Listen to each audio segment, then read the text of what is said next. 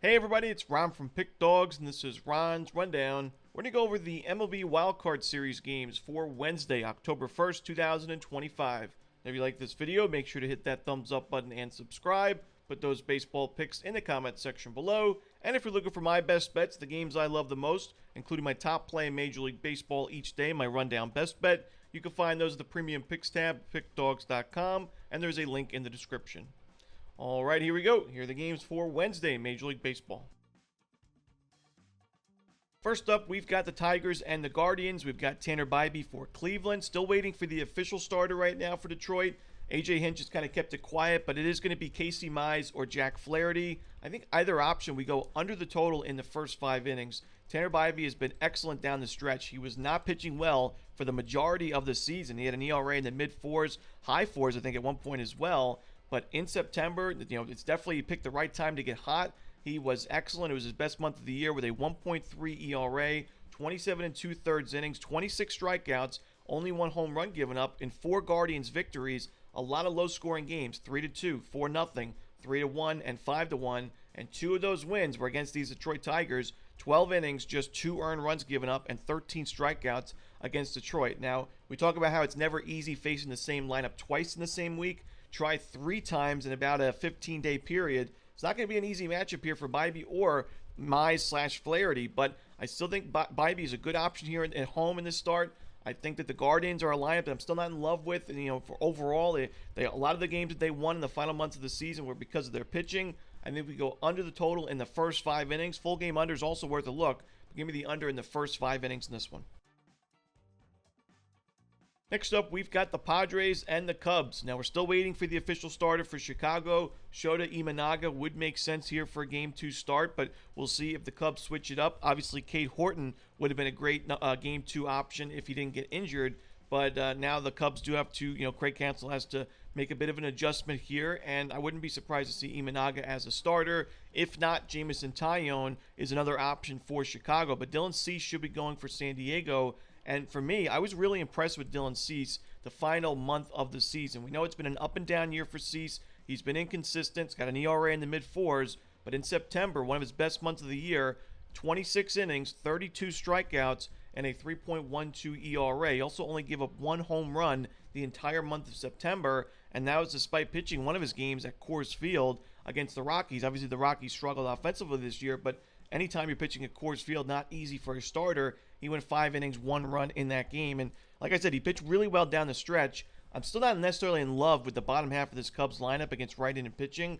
And I think that San Diego, because of their bullpen, they're such a dangerous team if this is a close game late.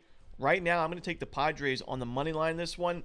If it's Imanaga, we also saw him really struggle in September. A lot of home runs, a lot of sharp contact given up. So while the Padres aren't really known to be a powerful team in terms of their slugging percentage or isolated power numbers against lefties, I still think they can get to Imanaga for a few runs, enough to win this game. Give me San Diego on the money line.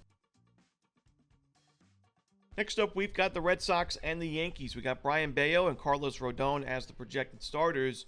It's interesting. Brayan Bello was pitching really well. He had every start against the Yankees he had this season was a good one, except his most recent start, September 13th. 4 earned runs, 3 walks, a home run in 5 innings in a 5-3 Yankees win. It was the opposite for Carlos Rodon. He struggled against the Red Sox at the beginning of the season, but his most recent start against Boston back in August 24th, was just 1 out shy of a quality start in a 7-2 Yankees blowout win.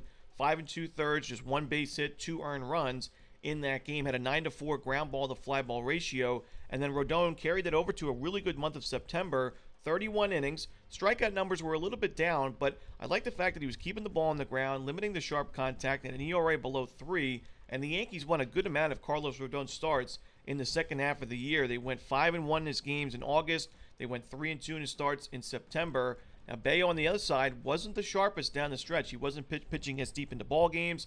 In September, had an ERA above 5. Gave up 12 walks in 25 innings. His strikeout numbers shrunk to 16 Ks in those 25.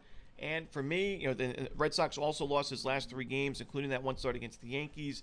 For me, these are 2 pitchers in different directions right now with a really tough Yankees lineup against Bello. I think that he could be in trouble in this game on the road. And while I lean towards the under in the first 5 innings because I still think both starting pitchers can put together a decent outing in the first half of this game, I look for the Yankees to win it in the end. So I'm going to take the Yankees on the money line in this one. Next up, we've got the Reds and the Dodgers. We got Zach Littell and Yoshinobu Yamamoto as the starters. This one 9 p.m. Eastern on ESPN. I'm looking at the total in this one. I like the under, and it's already a low total, but I think we still go under the number, as I don't think the Reds can do much of anything against Yamamoto. He was excellent in the month of September. His strikeout numbers were there. His control was a little bit dicey, but he still had 27 innings of 34 strikeout, 2 earned run baseball in September, and a lot of those starts were against teams that were still competing for a playoff spot. His starts against the Giants on September 12th and 18th, and then his last game against the Diamondbacks on September 25th. So a sub-1 ERA in September, a solid 3.5 ERA in the month of August, still with great strikeout numbers. I think the Yamamoto against the Reds team, and I still don't love against right-handed pitching overall, will put together a quality start. The other side, Zach Littell, we know he's given up a lot of home runs this season. That's been the big side effect for Littell's game, is the home run ball, despite having a pretty good season overall with a sub-4 ERA. But the thing is, Littell in his first 2 months as a member of the Cincinnati Reds gave up a large majority of his home runs when he was pitching at Great American Ballpark. Very hitter-friendly ballpark where we see a lot of home runs hit. In fact, in the over 30 road innings that Littell had as a member of the Reds, he only gave up 2 home runs, and his last 3 road games, no home runs given up at all. So I do think that while the Dodgers are a really tough lineup, they've got great power numbers against righties, and that would be a concern for a pitcher that gives up a lot of home runs like Littell. I think that he's going to be okay in this game, enough to where we can go under the total. The Dodgers should still be able to score some runs off him and the Reds bullpen and win this game in the end, but I think the under could be the better play. And that's it. Those are the games for Wednesday in baseball. Hope you enjoyed this video. Again, if you're looking for my best bets, you can find those at pickdawgz.com, and there is a link in the description. As always, this is Romanelli. Good luck.